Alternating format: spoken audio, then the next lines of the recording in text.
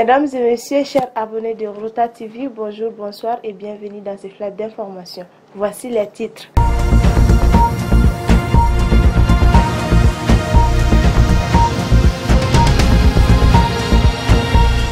Au Mali, lancement de la Semaine nationale de lutte contre la corruption. Carte d'identité biométrique. Tout le processus se passe au Mali. Juste après, journée de sensibilisation sur la résolution 1325 du Conseil de sécurité de l'ONU. Enfin, journée porte ouverte des organismes de protection sociale, un franc succès partout.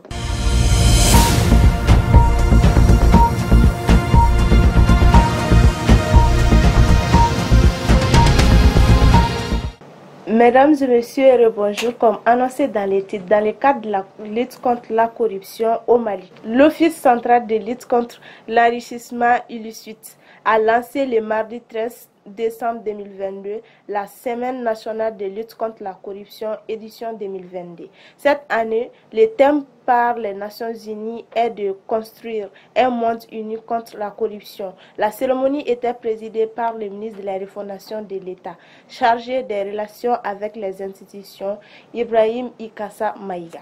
Selon le président de l'Office central de lutte contre l'enrichissement illicite, Moumouni Guindo, la lutte contre la corruption et son corollaire, l'enrichissement illicite sont des tâches qui relèvent du devoir de la responsabilité de chaque citoyen. Face au péril de la corruption et de l'enrichissement illicite, c'est en travaillant ensemble que nous pouvons faire reculer ces phénomènes, a indiqué le président de l'Office central de lutte contre l'enrichissement illicite. Ensuite, le ministre de l'État, ministre de l'administration territoriale et des collectivités locales, le colonel Abdoulaye Maïga, a visité les locaux de l'entreprise en charge de la confection des cartes d'identité biométriques qui seront plutôt disponibles. Ces documents administratifs ont l'avantage de servir des cartes d'identité biométriques et des cartes d'électeurs. Les Maliens peuvent voyager dans l'espace CEDEAO avec cette nouvelle carte d'identité biométrique. Le lancement de la production de la carte d'identité nationale biométrique sécurisée qui illustre les trois principes clés définis par le président Assimi Goïta, président de transition, chef de l'État, à savoir le respect de notre souveraineté, le respect de nos choix, des partenaires et bien entendu la prise en compte des intérêts vitaux des Maliens, a indiqué le ministre Abdoulaye Maïga.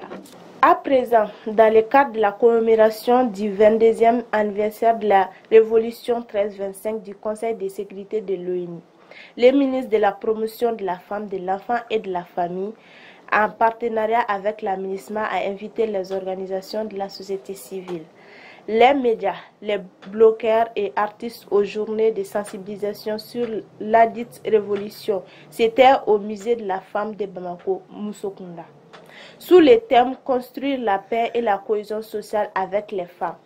La cérémonie d'ouverture de la journée de sensibilisation qui a duré 3 jours a été présidée par le colonel Oumou Diarra, représentant du ministère de la promotion de la femme, de l'enfant et de la famille.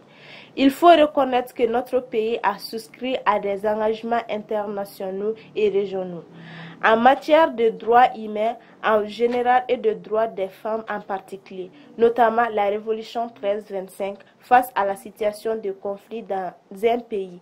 La Révolution 1325 impose aux différentes parties de respecter les droits des femmes et de soutenir leur participation aux négociations de paix et de la construction post-conflit. Enfin, premier du genre dans le cadre du mois de la santé et de la protection sociale, les services relevant de la protection sociale se sont donné la main pour immortaliser la 3e semaine dédiée à la protection sociale à travers l'organisation du journée. Portes ouvertes dans les services déconcentrés de l'INPS, de la CMS, de la CANAM et de l'ANAM, de l'Union technique de la mutualité et de l'Agence malienne de mutualité pour faire science, la devise « Un pour tous et tous pour un ». Décidément, dans tous les services étaient mobilisés par un seul objectif et une seule action, afin de donner simultanément en une journée des informations précises sur les produits destinés à la couverture sociale de tous les segments de la population en besoin de protection sociale. Et voilà, nous voici à la fin de ce flash d'informations. Merci à vous de l'avoir suivi. On se donne rendez-vous pour une prochaine fois. D'ici là, portez-vous bien.